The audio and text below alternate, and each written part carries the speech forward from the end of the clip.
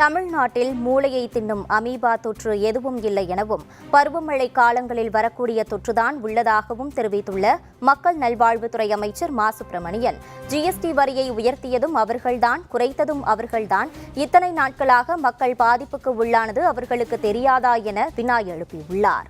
எந்த விஷயத்துக்கும் பதட்டப்பட வேண்டிய அவசியமே இல்லை. பருவநிலை காலங்களில் வருகிற அந்த நோய் தொற்றுகள் தானே தவிர புதிய நோய் பாதிப்புகள் அந்த மாதிரி எதுவும் சென்னையில இல்ல, தமிழ்நாட்டிலும் இல்ல.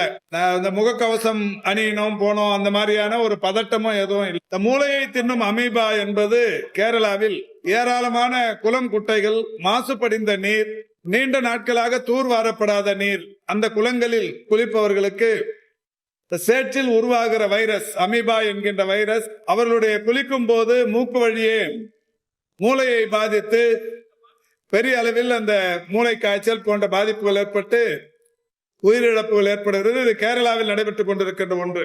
தமிழ்நாட்டிலும் கூட தூர் வாரப்படாத குளங்குட்டைகள், மாநகர பகுதிகளில் இருக்கிற நீச்சல் குளங்கள், குளோரின் போடாமல் நீண்ட நாட்களாக மாசுபடிந்திருக்கிற நீர், இதில் குளிப்பதை தவிர்த்துக் கொள்ள வேண்டும். அந்த நீரை தூய்மைப்படுத்தி அதில் குளிப்பதை பழக்கமாக்கிக் கொள்ள வேண்டும்.